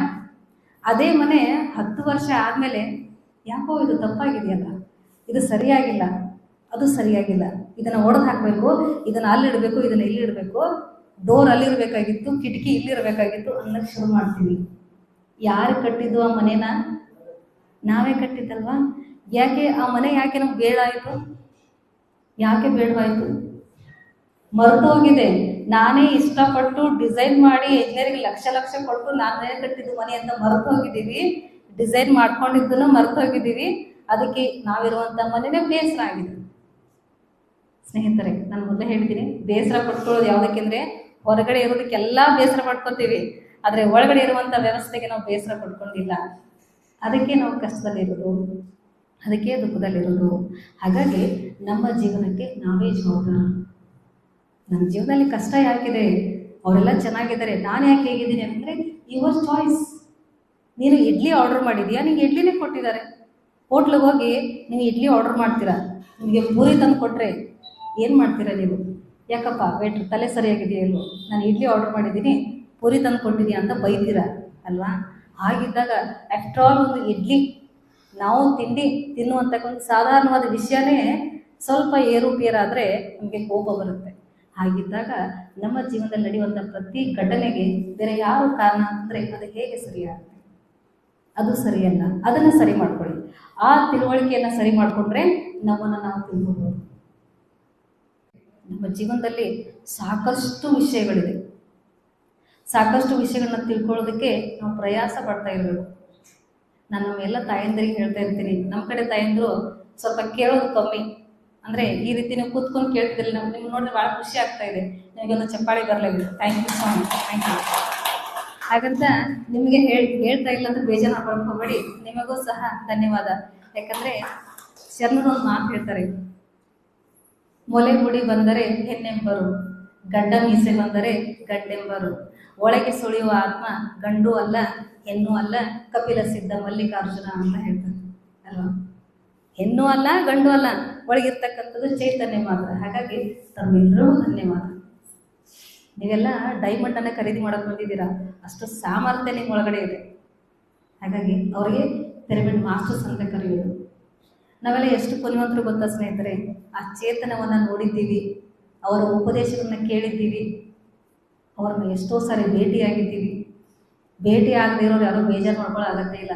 ಯಾಕಂದರೆ ಯಾರು ತ್ರಿಕರ್ಣ ಶುದ್ಧಿಯನ್ನು ಧ್ಯಾನ ಮಾಡ್ತಿದ್ದಾರೋ ಅವರೆಲ್ಲರೂ ಕೂಡ ಪತ್ರಿಜೀನೇ, ಅವರೆಲ್ಲರಲ್ಲೂ ಪತ್ರಿಜೀನೇ ಇದ್ದಾರೆ. ಸೊ ಇದು ಸಾಕಷ್ಟು ನಾವು ಭಗವದ್ಗೀತೆ ನೋಡಿ, ಇಲ್ಲಿ ಹಿಂದೆ ಒಂದು ಶ್ಲೋಕ ಇದೆ, ಏನು? ಉದ್ಧರೇದಾತ್ಮನ ಆತ್ಮಾನಂ, ಉದ್ಧರೇದಾತ್ಮನ ಆತ್ಮಾನಂ ಆತ್ಮಾನಂ ಅವಸಾದಯೇ ಆತ್ಮೈವ ರಿಪುರಾತ್ಮ ಬಂಧುವು. ಯಾರು ಯಾರನ್ನು ಉದ್ಧಾರ ಮಾಡೋದಕ್ಕೆ ಸಾಧ್ಯ ಇಲ್ಲ ಸ್ನೇಹಿತರೆ. ನಮ್ಮನ್ನು ನಾವೇ ಉದ್ಧರಿಸ್ಕೋಬೇಕು, ನಮ್ಮ ಜೀವನವನ್ನು ನಾವೇ ಸರಿ ಮಾಡ್ಕೋಬೇಕು. ಅಂದಾಗ ಇನ್ನೊಬ್ಬರನ್ನ ದೂರೋದು ಬೇಡ. ಎಷ್ಟು ಅಂತವನ್ನೆಲ್ಲ ಕಡಿಮೆ ಮಾಡ್ಕೋತೀವೋ ಆಗ ನಮ್ಮ ಚೈತನ್ಯ ಇನ್ನೂ ವೃದ್ಧಿ ಆಗ್ತಾ ಹೋಗುತ್ತೆ.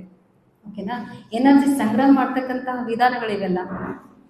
ಎನರ್ಜಿ ಒಳಗಡೆ ಸ್ಟೋರ್ ಆಗ್ತಾ ಹೋಯ್ತಪ್ಪ ಅಂತಂದರೆ ವೇಸ್ಟ್ ಆಗೋದಿಲ್ಲ. ಆವಾಗ ಒಳಗಡೆ ಏನು ಕೊರತೆ ಇದೆಯಲ್ಲ ಅದೆಲ್ಲ ಸರಿಯಾಗಿ ಶುರು ಆಗುತ್ತೆ. ನಾನು ಆಗಲೇ ಹೇಳಿದೆ, ತೀಕ್ಷ್ಣವಾಗಿ ಒಳಗಡೆ ನೋಡೋದನ್ನು ಶುರು ಮಾಡಿದ್ರೆ ಒಳಗಿರ್ತಕ್ಕಂತಹ ಚೈತನ್ಯ ಸ್ವಲ್ಪ ದಿವಸದಲ್ಲೇ ಕಾಣಿಸುತ್ತೆ. ಯೋಚನೆಗಳು ಬರುತ್ತೆ ಧ್ಯಾನ ಕೂತಾಗ. ಎಲ್ರಿಗೂ ಕಾಮನ್ ಕ್ವಶನ್, ಎಲ್ಲರಿಗೂ ಕಾಮನ್ ಕ್ವಶನ್ ಅದು. ಒಂದು ಏನು ತುಂಬ ದೊಡ್ಡ ಅಡ್ಡಿನೇ ಅಂತ ಹೇಳ್ಬೋದು. ಧ್ಯಾನಕ್ಕೆ ಕೂತಾಗ ಯೋಚನೆಗಳು ಯಾಕೆ ಬರುತ್ತೆ? 20 ವರ್ಷಗಳಿಂದ ಧ್ಯಾನ ಮಾಡ್ತಾ ಇದ್ದೀನಿ, ಇನ್ನೂ ಸಹ ಯೋಚನೆಗಳು ನಿಂತಿಲ್ಲ. ಸ್ನೇಹಿತರೆ, ಒಂದು ಚೆನ್ನಾಗಿ ನೆನ್ಪಿಟ್ಕೊಳ್ಳಿ, ಯೋಚನೆಗಳು ಯಾವ ಕಾಲಕ್ಕೂ ನಿಲ್ಲೋದಿಲ್ಲ, ನಿಲ್ಲೋದೇ ಇಲ್ಲ. ನೀವು ಬೇಕಾದಷ್ಟು ಟ್ರೈ ಮಾಡ್ಬೋದು. ಯಾಕೆ? ಮುಖ್ಯ ಕಾರಣ ಏನು ಅಂತಂದರೆ, ಮನಸ್ಸು ನಿರ್ಮಿತ ಆದದ್ದೇ ವಾಯು ತತ್ವದಿಂದ. ಮನಸ್ಸನ್ನ ಸೃಷ್ಟಿ ಮಾಡಿದ್ದೇ ವಾಯು ತತ್ವದಿಂದ. ಗಾಳಿಯನ್ನು ಹಿಡಿಯೋಕ್ಕಾಗತ್ತ? ಎಷ್ಟಂತ ಹಿಡಿತೀರ? ಹಿಡಿಯೋಕ್ಕೂ ಆಗಲ್ಲ, ಕಟ್ಟಕ್ಕೂ ಆಗಲ್ಲ, ಮುಟ್ಟಕ್ಕೂ ಆಗಲ್ಲ. ಆದರೆ ಅನುಭವಕ್ಕೆ ಬರುತ್ತೆ ಅಷ್ಟೇ. ಅನುಭವಿಸಿ ಬಿಟ್ಟುಬಿಡಿ. ಕೆಲವೊಂದು ಯೋಚನೆಗಳು ಬರುತ್ತೆ, ಆಹಾ ಎಷ್ಟು ಚೆನ್ನಾದ ಯೋಚನೆಗಳು, ಆವಾಗ ಇರಲ್ಲ ಭಾವನೆ. ಅದು ಕೆಟ್ಟ ಯೋಚನೆ ಬಂದಾಗ ಯೋಚನೆ ಯಾಕಿದೆ ಅಂತ ಬಯಕ್ಕೆ ಶುರು ಮಾಡ್ತೀವಿ. ಪ್ರೀತಿಸೋದಕ್ಕೆ ಶುರು ಮಾಡಿ ಸ್ನೇಹಿತರೆ. ಸಿಂಪಲ್ ಟೆಕ್ನಿಕ್ ಹೇಳ್ತೀನಿ, ಯೋಚನೆಗಳನ್ನ ಪ್ರೀತಿಸೋದಕ್ಕೆ ಶುರು ಮಾಡಿ, ಅಬ್ಸರ್ವ್ ಮಾಡೋಕ್ಕೆ ಶುರು ಮಾಡಿ. ಆಗ ಅವು ನಿಮ್ಗೆ ತೊಂದರೆ ಕೊಡಲ್ಲ. ಏನೋ ಒಂದಷ್ಟು ಮಾಡ್ತಾ ಇದ್ದಾರೆ, ಧ್ಯಾನ ಮಾಡ್ತಿದ್ದಾರೆ, ನಾನು ಸಹ ಅನುಕೂಲ ಮಾಡಿಕೊಡ್ಬೇಕಲ್ಲ ಅಂಥೇಳಿ ಅವು ನಿಂತು ಹೋಗುತ್ತೆ. ಹಾಗಾಗಿ ಸ್ನೇಹಿತರೆ, ಧ್ಯಾನದಲ್ಲಿ ಯೋಚನೆಗಳು ಅಡ್ಡಿ ಅಲ್ಲ. ಒಂದು ಚಿಕ್ಕ ಯೋಚನೆ ಬಂದಿದ್ದಕ್ಕೆ ನಾವು ಇಲ್ಲಿ ಬಂದಿದ್ದ, ಸಾರ್ ಕಾಲ್ ಮಾಡಿದ್ರು, ಬರಬೇಕು ಅಂತ ಹೇಳಿದ್ರು, ಬಂತು. ಒಂದು ತಲೆಯಲ್ಲಿ ಯೋಚನೆ ಬಂತು, ಎಸ್ ನಾವು ಅಲ್ಲಿ ಹೋಗ್ಬೇಕಲ್ಲ ಅಂತ ಅನಿಸ್ತು, ಬಂದ್ವಿ, ಸತ್ಸಂಗ ಮಾಡ್ತಾ ಇದ್ದೀವಿ ಅಲ್ವಾ? ಹಾಗಿದ್ದಾಗ ಮನಸ್ಸು ಹೇಗೆ ಕೆಟ್ಟದ್ದಾಗುತ್ತೆ ಸ್ನೇಹಿತರೆ? ಅಂದರೆ ಸರ್ ಹೇಳಿದರೆ ಯಾವುದು ಕೆಟ್ಟದ್ದಲ್ಲ ಅಂತ ಅವ್ರು ಹೇಳಿದಾರಲ್ವಾ? ಯಾವುದು ಕೆಟ್ಟದ್ದಲ್ಲ, ಅದು ಕೆಟ್ಟದ್ದು ಇದು ಕೆಟ್ಟದ್ದು ಅಂತ ನೋಡುವಂಥ ನಿನ್ನ ದೃಷ್ಟಿಕೋನವೇ ಕೆಟ್ಟದ್ದು. ಅದನ್ನು ಸರಿ ಮಾಡು, ಅದನ್ನು ಸರಿ ಮಾಡು. ಒಂದು ಗುಲಾಬಿ ಹೂವು ನನಗೆ ಇಷ್ಟ ಆಗೋದಿಲ್ಲ, ಆ ಮಗುಗೆ ಇಷ್ಟ ಆಗುತ್ತೆ. ಯಾಕೆ? ಆ ಗುಲಾಬಿ ಹೂವು ಕೆಟ್ಟದ್ದ? ಇಲ್ಲ.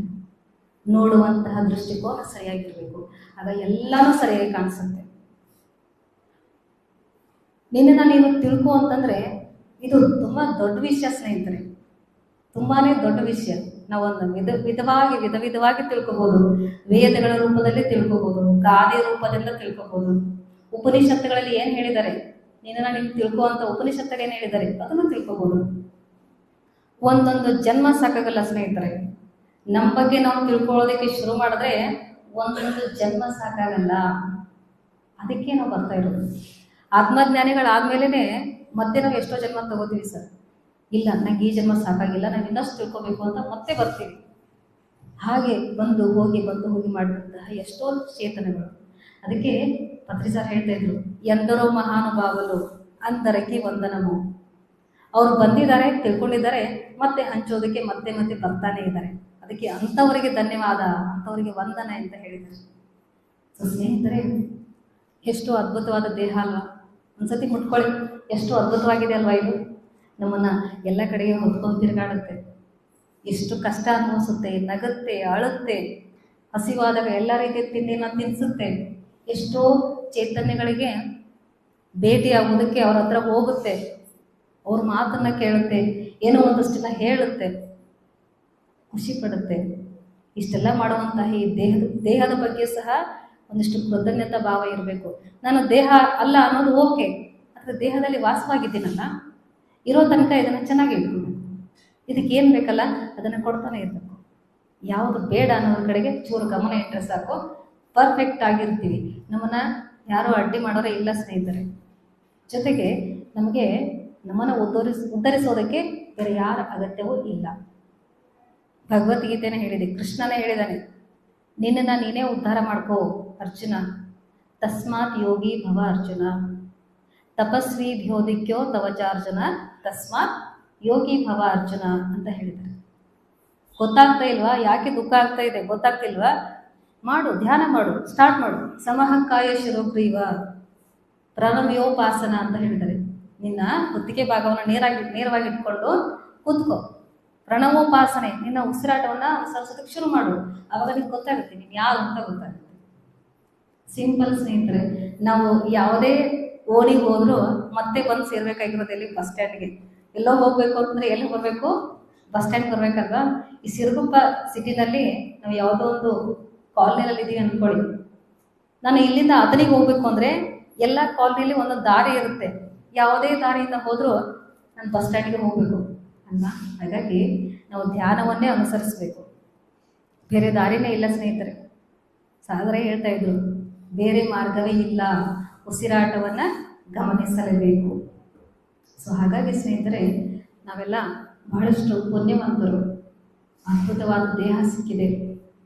ಜೊತೆಗೆ ಏನು ಅಂತಂದರೆ, ನಮ್ಮನ್ನು ನಾವು ತಿಳ್ಕೊಳ್ಳುವಂಥ ಮಾರ್ಗದಲ್ಲಿ ಇನ್ನೂ ಕೆಲವಷ್ಟು ಅಡ್ಡಿಗಳಿದೆ. ನಮ್ಗೆ ಗೊತ್ತಿಲ್ಲದೇ ನಮ್ಮನ್ನು ಆವರಿಸ್ಕೊಂಡ್ಬಿಡುತ್ತೆ. ಆಲಸ್ಯತನ ಇರ್ಬೋದು, ಅಥವಾ ನಾನು ಇಷ್ಟೆಲ್ಲ ಪಡ್ಕೊಂಡಿದ್ದೀನಲ್ಲ ಇನ್ನು ಸಾಕು ಅಂತಕ್ಕಂಥದ್ದರೆ ಇರ್ಬೋದು. ಒಂದು ತಿಳ್ಕೊಂಬಿಡಿ, ನಮ್ಮ ದೇಹಕ್ಕೆ ಮಾತ್ರ ವಯಸ್ಸಿದೆ, ಆತ್ಮನಿಗೆ ವಯಸ್ಸನ್ನೋದಿಲ್ಲ. ಎಷ್ಟು ಪಡಿತೀರಾ ಹಾಗೆ ಬರ್ತಾನೆ ಇರುತ್ತೆ. ಅದು ಮೊಗೆದಷ್ಟು ಜ್ಞಾನ ಅಂತಾರೆ. ನೀವು ಎಷ್ಟು ಒಗಿತೀರಲ್ಲ ಹಾಗೆ ಬರ್ತಾನೆ ಇರುತ್ತೆ. ಹಾಗಾಗಿ ನಿಮಗೆ ಎಲ್ಲ ಗೊತ್ತು, ಯಾಕಂದರೆ ಪಿರಮಿಡ್ ಮಾಸ್ಟರ್ಸ್ ಅಂತಂದರೆ ಪರಿಪೂರ್ಣರು ಅನ್ನೋ ಮಾತನ್ನು ಪತ್ರಿ ಸರ್ ಹೇಳಿದ್ದಾರೆ. ಒಂದೇ ಮಾತು ಹೇಳಿದ್ದಾರೆ, ಯಾರು ಪಿರಮಿಡ್ ಮಾಸ್ಟರ್ಸ್ ಅಂತಂದರೆ ಎಲ್ಲ ವಿಷಯಗಳಲ್ಲೂ, ಎಲ್ಲ ಸ್ಥಿತಿಗಳಲ್ಲೂ, ಎಲ್ಲ ಸಮಯದಲ್ಲೂ ಪರಿಪೂರ್ಣರಾಗಿರೋರೇ ಪಿರಮಿಡ್ ಮಾಸ್ಟರ್ಸ್. 24 ಗಂಟೆ ಸೇವೆಗೆ ಸಿದ್ಧ, 24 ಗಂಟೆ ಧ್ಯಾನಕ್ಕೆ ಸಿದ್ಧ, 24 ಗಂಟೆ ಶಾಖಾಹಾರ ರ್ಯಾಲಿಗೆ ಸಿದ್ಧ, 24 ಗಂಟೆ ಒಂದು ಪಿರಮಿಡ್ ಕಟ್ತೀರಾ, ಎಸ್ ಅದಕ್ಕೂ ಸಿದ್ಧ. ಆ ರೀತಿ ಸಿದ್ಧವಾಗಿರೋರೇ ಪಿರಮಿಡ್ ಮಾಸ್ಟರ್ಸ್ ಅಲ್ವಾ? ಸೊ ಅಂತಹ ಒಂದು ಪದವಿಯನ್ನು ನಮಗೆ ಕೊಟ್ಟಿದ್ದಾರೆ. ಹಾಗಾಗಿ ಸ್ನೇಹಿತರೆ, ತಿಳ್ಕೊಳ್ಳೋದು ತುಂಬಾ ಇದೆ. ನಿಮ್ಮೊಳಗೆ ಒಂದು ಗೀತೆ ಇದೆ, ನಿಮ್ಮೊಳಗೆ ಒಂದು ಉಪನಿಷತ್ತಿದೆ, ನಿಮ್ಮೊಳಗೆ ಒಂದು ಪುರಾಣ ಇದೆ, ಕೈವಲ್ಯ ಇದೆ. ಅದು ಈ ಭೂಮಂಡಲಕ್ಕೆ ಬೇಕಾಗಿದೆ. ಯಾಕೆ? ನಮ್ಮಂತಹ ಇನ್ನೂ ಎಷ್ಟು ಚೈತನ್ಯಗಳು ಈ ಭೂಮಿಗೆ ಬರ್ತಾ ಇದ್ದಾವೆ ಅಲ್ವಾ? ಅವುಗಳಿಗೆ ಬೇಕು ಅಲ್ವಾ ಜ್ಞಾನ? ಇನ್ನೂ ಎಷ್ಟೋ ಜನ ಬರ್ತಾರೆ ಸ್ನೇಹಿತರೆ, ಅವರಿಗೂ ಮುಂದಿನ ಪೀಳಿಗೆಗೆ ಬೇಕು ಅಂತಂದರೆ ನಾವು ಪರ್ಫೆಕ್ಟಾಗಿ ಒಂದು ಪರಿಪೂರ್ಣ ಸ್ಥಿತಿಯನ್ನು ಹೊಂದಿ ಒಂದಿಷ್ಟು ಜ್ಞಾನವನ್ನು ಇಲ್ಲಿ ಕೊಂಡು ಹೋಗಬೇಕು ಅಷ್ಟೇ. ನಾವು ಕೊಡುವಂತಹ ಜ್ಞಾನ ಹೇಗೆ ಸರ್? ಸ್ವಲ್ಪ ನೀರು ಸಿಗ್ಬೋದಾ? ನೀರು ಸಿಗ್ಬೋದು. Thank you.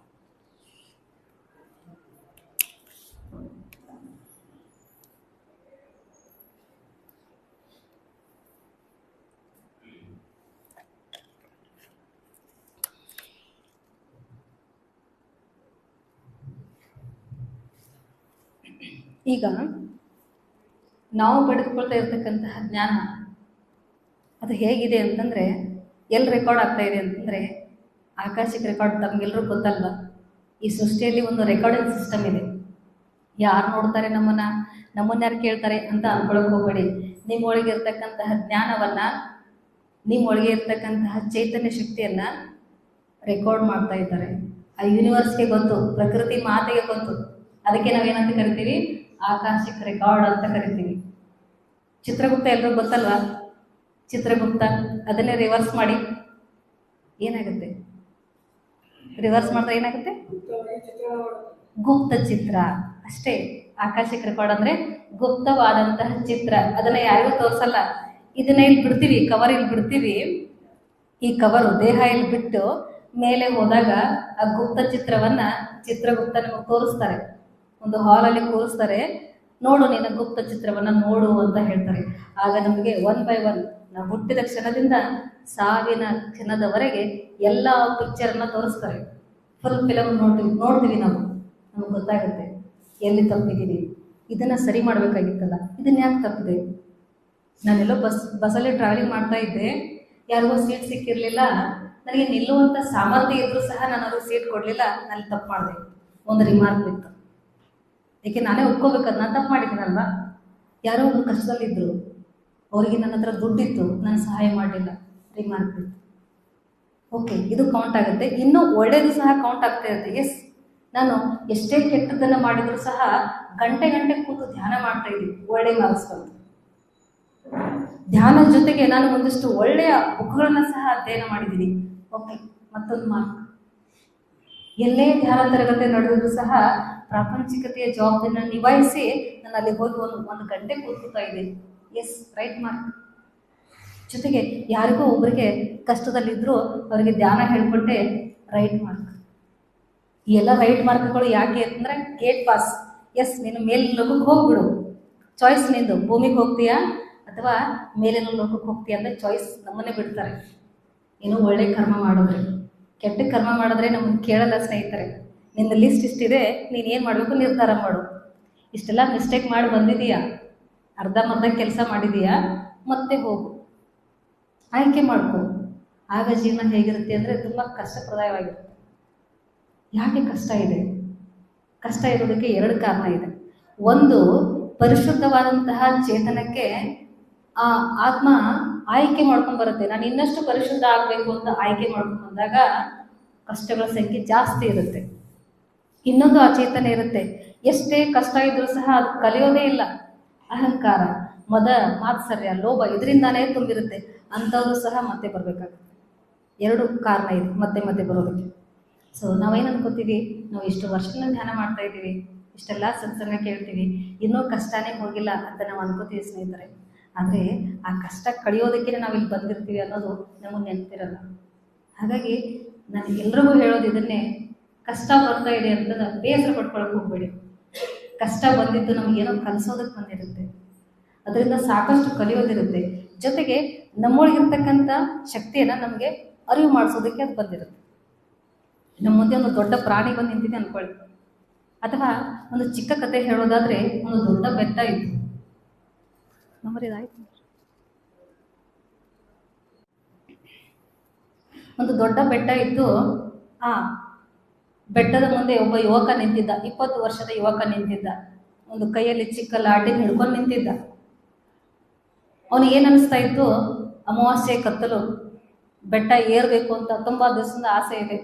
ದೊಡ್ಡ ಬೆಟ್ಟ, ಮುಂದೆ ಏನೂ ಕಾಣಿಸ್ತಾ ಇಲ್ಲ, ಬರೀ ಕತ್ಲೆ ಇದೆ. ಅವನ ಒಂದು 4 ಹೆಜ್ಜೆ ಕಾಣಿಸುವಷ್ಟು ಮಾತ್ರ ಬೆಳಕು ಬಿದ್ದಿದೆ. ಅವಾಗೆಲ್ಲ ಹಿರಿಯರ ರೀತಿರ ಗೊತ್ತಾಗುತ್ತೆ, ಲಾಟಿನ್ ಅಂದರೆ ಗೊತ್ತಾಗುತ್ತೆ, ಅಥವಾ ಕಂದೀಲು ಲಾಟಿನ್ ಅಂತ ಕರೀತಾರೆ. ಸೀಮೆನೆ ಹಾಕಿ ದೀಪ ಹೊತ್ತಿಸ್ತಾ ಇದ್ರು, ಓಕೆನಾ. ಅಂಥದ್ದು 4 ಹೆಜ್ಜೆ ಬೀಳುವಷ್ಟು ಮಾತ್ರ ಬೆಳಕಿರುತ್ತೆ, ಜಾಸ್ತಿ ಬೆಳಕು ಬರಲ್ಲ. ಓಕೆ, ಅಂಥದ್ದು ಆ ಯುವಕನ ಕೈಯಲ್ಲಿತ್ತು. ಮನಸ್ಸಲ್ಲಿ ಆಸೆ ಇತ್ತು, ನಾನು ಬೆಟ್ಟವನ್ನು ಹತ್ತಬೇಕು ಅಂತ ಆಸೆ ಇತ್ತು. ನಿಂತ್ಕೊಂಡ್ಬಿಟ್ಟಿದ್ದಾನೆ. ಏನು ಮಾಡೋದು, ಅಮಾವಾಸ್ಯೆ ಕತ್ಲು ಬೇರೆ ಇದೆ, 4 ಹೆಜ್ಜೆ ಕಾಣುವಷ್ಟು ದೀಪದ ಬೆಳಕಿದೆ, ನಾನು ಮುಂದೆ ಹೇಗೆ ಹೋದು, ಇಷ್ಟು ದೊಡ್ಡ ಬೆಟ್ಟ ಹತ್ತೋದಕ್ಕೆ ನನಗೆ ಆಗತ್ತಾ ಅಂತ ಆ ಯುವಕ ಅಂತಿದ್ದಾನೆ. ಹೀಗಂತ ಇರಬೇಕಾದ್ರೆ ದೂರದಲ್ಲಿ ಒಂದು ಬೆಳಕು ಕಾಣಿಸ್ತು, ಮತ್ತೊಂದು ಕಂದೀಲು ಬರ್ತಾ ಇತ್ತು. ಅವನು ಹತ್ರ ಬಂದಾಗ ಆ ಯುವಕ ನೋಡ್ತಾನೆ, ಅವನು 70 ವರ್ಷದ ಮುದುಕ. ಅವನ ಕೈಲಿ ಇವನಿಗಿಂತಲೂ ಚಿಕ್ಕ ಲಾಟಿನ ಇತ್ತು, ಚಿಕ್ಕದಾದಂತಹ ಬೆಳಕಿನ ಒಂದು ದೀಪ, ಇಷ್ಟೇ ಇತ್ತದು. ಅದು ಎಷ್ಟು ಬೆಳಕು ಬೀಳ್ತಿತ್ತಪ್ಪ ಅಂದರೆ ಒಂದೇ ಹೆಜ್ಜೆ ಕಾಣಿಸುವಷ್ಟು ಬೆಳಕು ಬೀಳ್ತಿತ್ತು. ಅವನು ಬಂದಿದ್ದಾನೆ ಹುಮ್ಮಸ್ಸಿಂದ, 70 ವರ್ಷದ ಮುದುಕ ಬಂದಿದ್ದಾನೆ. ಎಸ್, ನಾನು ಈ ಬೆಟ್ಟವನ್ನು ಏರ್ತೀನಿ, ಎಸ್ ನಾನು ಏರ್ತೀನಿ ಅಂತ ಬಂದಿದ್ದಾನೆ. ಎಷ್ಟು ಆಸಕ್ತಿ ಎಲ್ಲಿಂದ ಬಂತು, ಎಂತಹ ತಿಳುವಳಿಕೆ. ಆ ಯುವಕ ಕೇಳ್ತಾನೆ, ನಾನು ಯುವಕ, 4 ಹೆಜ್ಜೆ ಕಾಣಿಸುವಷ್ಟು ಬೆಳಕಿದೆ, ನಾನೇ ನಿಂತಿದ್ದೀನಿ ಯೋಚನೆ ಮಾಡ್ತಾ, ನಿನಗೆ ವಯಸ್ಸು ಆಗಿದೆ, ಜೊತೆಗೆ 1 ಹೆಜ್ಜೆ ಕಾಣಿಸುವಷ್ಟು ಬೆಳಕಿದೆ, ನೀನು ಹೇಗೆ ಬೆಟ್ಟ ಏರ್ತೀಯಾ ಅಂತ ಕೇಳ್ತಾನೆ. ಆಗ ಆ ಹಿರಿಯ ಹೇಳಿದ ಮಾತು ಏನಿತ್ತಪ್ಪ ಅಂದರೆ, ಎಷ್ಟು ಹುಚ್ಚ ಇದೆಯಾ ನೀನು, 4 ಹೆಜ್ಜೆ ನಂತರ ನಿನಗೆ ಕಾಣಿಸುತ್ತೆ ಅಲ್ವಾ, 4 ಹೆಜ್ಜೆ ನಂತರ ಮತ್ತೆ ನಾನು 4 ಹೆಜ್ಜೆ ಇಡ್ಬೋದಲ್ವಾ, ನನಗೆ 1 ಹೆಜ್ಜೆ ಕಾಣಿಸ್ತಾ ಇದೆ, 1 ಹೆಜ್ಜೆ ನಂತರ ಮತ್ತೊಂದು ಹೆಜ್ಜೆ ಇಡೋದಕ್ಕೆ ಆ ಬೆಳಕು ಬೀಳುತ್ತೆ, 1 ಹೆಜ್ಜೆ ಸಾಕು. ಒಂದೊಂದೇ ಹೆಜ್ಜೆ ಇಡ್ತಾ ಹೋದಾಗ ಬೆಟ್ಟ ಹತ್ಬೋದಲ್ಲ. ಆ ಆತ್ಮಸ್ಥೈರ್ಯ ನಿನ್ನೊಳಗಿತ್ತು ಅಂದರೆ ನೀನು ಒಂದು ರಾತ್ರಿಯಲ್ಲೇ ಅದನ್ನು ಹತ್ಬೋದು, ಆ ಬೆಟ್ಟ ಹತ್ಬೋದು ಅಂತ ಹೇಳ್ತಾನೆ. ಆಗ ಯುವಕರಿಗೆ ಗೊತ್ತಾಗುತ್ತೆ. ಸೊ ಸ್ನೇಹಿತರೆ, ನಾವು ಸಾಧನೆ ಮಾಡ್ತಾ ಇದ್ದೀವಲ್ಲ, ಸಾಕು, ನಾವು 1 ಹೆಜ್ಜೆಗೆ ಬೆಳಕು ಬಿದ್ದರೆ ಸಾಕು. ಮುಂದಿನ ವರ್ಷದಲ್ಲಿ ಏನಾಗುತ್ತೆ, ಮುಂದಿನ ತಿಂಗಳಲ್ಲಿ ಏನಾಗುತ್ತೆ ಅದನ್ನು ಬೇಡ. ಹೆಜ್ಜೆ ಇಡ್ತಾ ಹೋಗೋಣ, ಹೆಜ್ಜೆಯಲ್ಲಿ ಕಲಿತಾ ಹೋಗೋಣ, ಹಂಚ್ತಾ ಹೋಗೋಣ. ನಾನು ಆಗಲೇ ಹೇಳಿದೆ, ಮುಗಿದಷ್ಟು ಜ್ಞಾನ ತಿಳ್ಕೊಳ್ಳೋದು, ಜೊತೆಗೆ ಹಂಚೋದು. ನಮಗೇನು ಗೊತ್ತಾಗಿದ್ದಿಲ್ಲ ಇವತ್ತು ಅದನ್ನು ಅವ್ರಿಗೆ ಹಂಚೋದು. ಎಸ್, ನನಗೆ ಇವತ್ತು ಈ ವಿಷಯ ಗೊತ್ತಾಯಿತು, ನಾನು ಮಧ್ಯ ಮಾರ್ಗವನ್ನು ಫಾಲೋ ಮಾಡ್ತಾ ಇದ್ದೀನಿ, ಅದನ್ನು ಫಾಲೋ ಮಾಡಬೇಕಾದ್ರೆ ನನಗೆ ಒಂದಿಷ್ಟು ಜ್ಞಾನ ಬಂತು. ಅತಿಯಾಗಿ ಕೋಪ ಬರ್ತಾ ಇತ್ತು, ನಾನು ಮಧ್ಯ ಮಾರ್ಗವನ್ನು ಫಾಲೋ ಮಾಡಿದೆ, ಆ ಕೋಪ ಕಡಿಮೆ ಆಯಿತು. ನನ್ನಲ್ಲಿ ಅತಿಯಾಗಿ ಬೇಕು ಅನ್ನುವಂತಹ ಭಾವ ಇತ್ತು, ನಾನು ಮಧ್ಯ ಮಾರ್ಗವನ್ನು ಫಾಲೋ ಮಾಡ್ತಾ ಇದ್ದೆ, ಮಿಡಲ್ ಪಾತ್, ಆ ಬೇಕು ಅನ್ನುವಂತಹ ವ್ಯಾಮೋಹ ಹೋಯಿತು. ಸೊ ಇವೆಲ್ಲ ನೋಡಿ ಸ್ನೇಹಿತರೆ, ಕರ್ಮೇಂದ್ರಿಯಗಳು, ಪಂಚೇಂದ್ರಿಯಗಳು, ಇವೆಲ್ಲ 10 ಇಂದ್ರಿಯಗಳು ನಮ್ಮನ್ನು ಆತ್ಮಜ್ಞಾನಿಯನ್ನು ಮಾಡುತ್ತೆ, ಅಧೋಗತಿಗೂ ಒಯ್ಯುತ್ತೆ. ಚಾಯ್ಸ್ ನಮ್ಮದೇ. ಸರ್ವೇ ಸಾಮಾನ್ಯವಾಗಿ ನಿಮ್ಮನ್ನೇ ಒಂದು ಕೇಳ್ತೀನಿ, ನಾವು ಎಲ್ಲೇ ಹೋದರೂ ನಮ್ಮದೇ ಆಯ್ಕೆ ಇರುತ್ತೆ ಅಲ್ವಾ. ನೀವು ಎಲ್ಲೇ ಹೋಗಿ ನೀವು ಚಾಯ್ಸ್ ಮಾಡಿದ್ದನ್ನೇ ನೀವು ಪಡ್ಕೋತೀರ. ಬಸ್ಸಲ್ಲಿರೋ ಸೀಟೇ ಆಗಲಿ, ಬಟ್ಟೆಲಿರೋ ಅಂಗಡಿ ಆಗಲಿ, ಅಥವಾ ಒಡವೆ ಅಂಗಡಿಲಿರುವಂಥ ಒಡವೆನೇ ಆಗಲಿ, ನಿಮ್ಮದೇ ಚಾಯ್ಸ್ ಇರುತ್ತೆ. ಅಂಗಡಿನವ್ರು ಏನಾದರೂ ಇದನ್ನು ತೊಗೊಳ್ಳಿ, ಡಿಸೈನ್ ಚೆನ್ನಾಗಿದೆ ಅಂತ ಹೇಳಿದ್ರೆ ತಗೋತೀರಾ? ಇಲ್ಲ. ಒಂದು ವಾರ ಲೇಟ್ ಆಗಲಿ ಸರ್ ಪರವಾಗಿಲ್ಲ, ನಮಗೆ ಇದೇ ಡಿಸೈನ್ ಬೇಕು ಅಂತ ಹೇಳ್ತಾರೆ. ಎಲ್ಲದರಲ್ಲೂ ಆಯ್ಕೆ, ಎಲ್ಲದರಲ್ಲೂ ಆಯ್ಕೆ. ಅದೇ ತರಹ ಸತ್ಯದಲ್ಲೂ ಸಹ ಆಯ್ಕೆ ಬೇಕು ಸ್ನೇಹಿತರೆ. ಏನು ಬೇಕು, ನನ್ನನ್ನು ನಾನು ತಿಳ್ಕೋಬೇಕು, ಅದೇ ಆಯ್ಕೆ, ಅದೇ ಸರಿಯಾದ ಆಯ್ಕೆ ಸ್ನೇಹಿತರೆ. ಈ ಬೀಜವನ್ನು ನಾವು ನೆಟ್ಟದ್ದೇ ಆದರೆ ಇದು ಸುತ್ತಮುತ್ತ ಇರ್ತಕ್ಕಂಥದ್ದು ಎಲ್ಲನೂ ಸಿಗುತ್ತೆ. ಸುಖ, ಸಂಪತ್ತು, ಭೋಗ, ಭಾಗ್ಯ, ಐಶ್ವರ್ಯ ಎಲ್ಲನೂ ಸಿಗುತ್ತೆ. ಯಾಕೆ? ಆ ಸ್ಕ್ರಿಪ್ಟ್ ಇದೆಯಲ್ಲ, ಗುಪ್ತ ಚಿತ್ರ, ಆಭಾಸಿಕ ರೆಕಾರ್ಡ್, ಗುಪ್ತ ಚಿತ್ರ ಇದೆಯಲ್ಲ, ಅದರಲ್ಲಿ ಅದೆಲ್ಲ ರೆಕಾರ್ಡ್ ಆಗ್ತಾ ಇದೆ. ಪಾಪ ಈ ಚೈತನ್ಯ ಧ್ಯಾನ ಮಾಡ್ತಾ ಇದೆ ನಿಷ್ಕಲ್ಮಶವಾಗಿ. ತನು ಮನ ಧನ ಅಲ್ಲ, ತನು ಮನ ಘನ.